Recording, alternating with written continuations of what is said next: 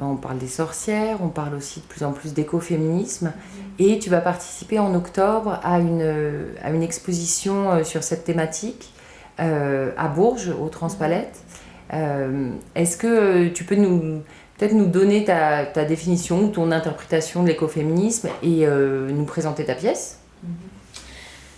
Bien, Julie Crenn, qui est une curatrice formidable, est présente au Transpalette cette année. Elle ouvre l'année avec une expo autour de l'écoféminisme.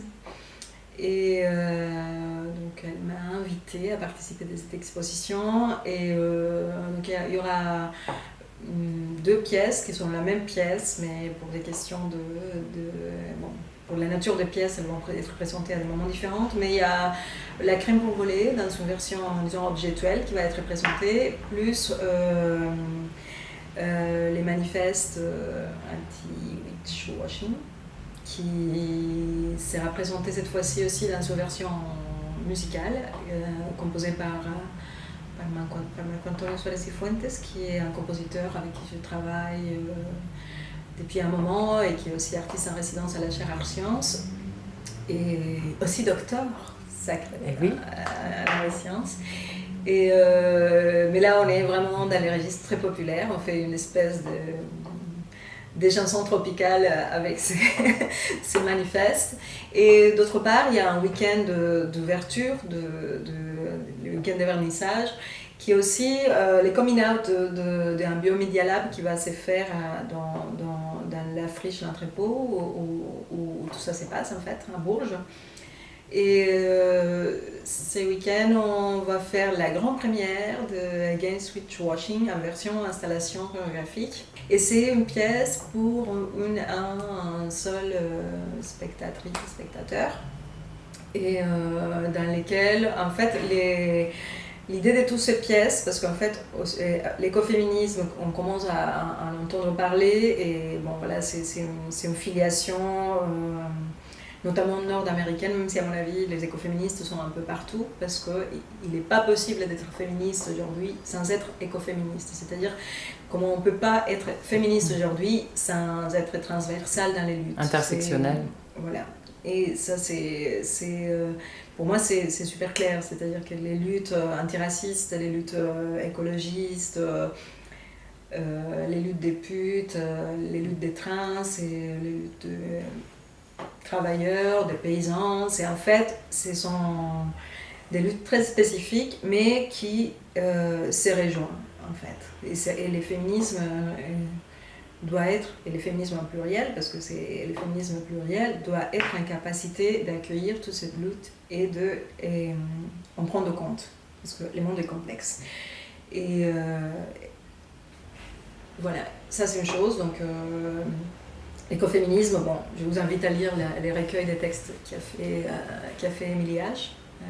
Dans les éditions Jamouraki, qui est vraiment très bien pour comprendre un peu la naissance de ces mouvements. Mais dans l'écoféminisme américain, il y a aussi cette figure de la déesse, en fait, qui a beaucoup travaillé. Et Julie a conçu l'expo un peu comme les temples de la déesse, où il y a plein les temples rêvés de la déesse, qui a décrit Sarok, avec plein de pièces dedans qui nourrissent cette temple.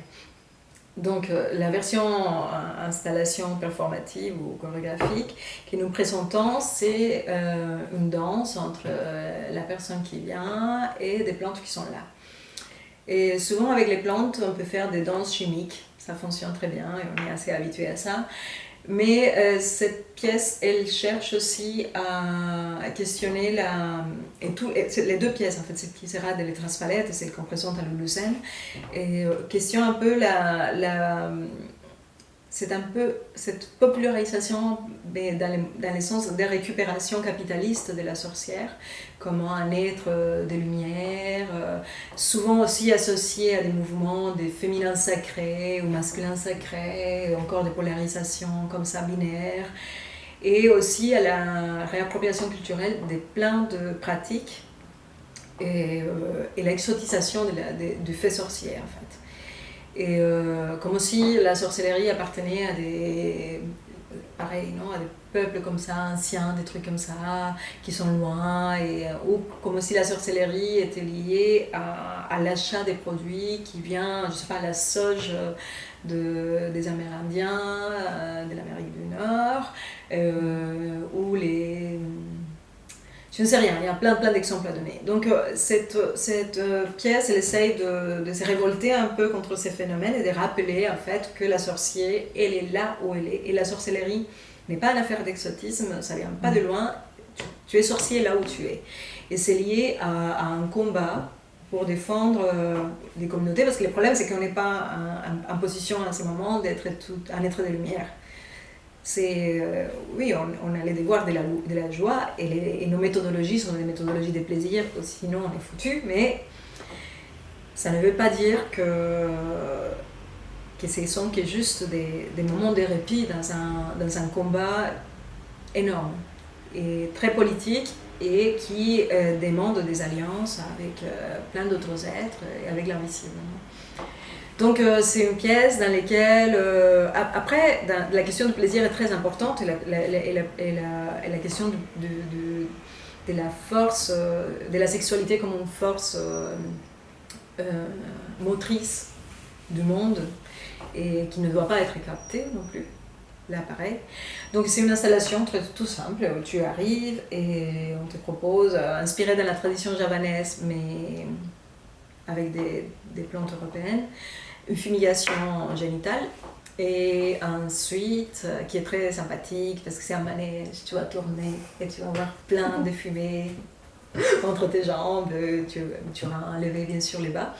Et ensuite il y a la possibilité aussi de tester la crème pour voler, et, qui est une récréation que nous avons fait de cette crème des sorcières qui fait qui étaient encore des plantes des pouvoirs qui permettaient de comprendre le monde. Je ne sais pas, c'était la version européenne de l'ayahuasca, du peyote, mais pas qu'européen, ça existait aussi en Mongolie. Il y a d'autres traditions qui faisaient la crème pour voler parce qu'en fait c'est très pratique de mettre des choses dans la muqueuse pour absorber les substances sans se tuer. Parce que des fois il y a des choses, des préparations que si tu les bois ça te tue et si tu les mets sur les muqueuses ça te fait voler.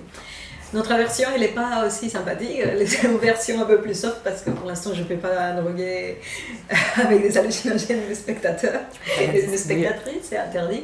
Mais c'est plutôt une crème qui essaye de lever les voiles là, du coup, sur des problématiques de santé liées au vagin surtout. Donc c'est une crème pour les vagins, mais vous inquiétez pas, si vous n'avez pas de vagin, c'est pas grave, vous allez toujours trouver une manière de l'utiliser. On va pas faire ça, on va pas être dans un fétichisme d'organes, on va partager la crème pour voler à tout le monde. Et ça sera super sympathique, vous aurez un miroir d'obsidienne pour regarder vos génitaux et bien appliquer la crème. Et Marco a conçu avec moi une très belle chaise qui produit de la musique et qui vibre. Donc je vous invite à venir participer avec votre corps dans cette expérience et aussi à expérimenter dans un espace public quelque chose de l'ordre du plaisir, mais vous êtes protégé, il n'y aura pas de problème, c'est pas visible, c'est juste que les gens sauront que vous êtes en train de faire ça là-dedans, mais on ne va pas vous voir, vous n'êtes pas en danger, c'est une installation vidéo tout à fait conventionnelle vue de l'extérieur.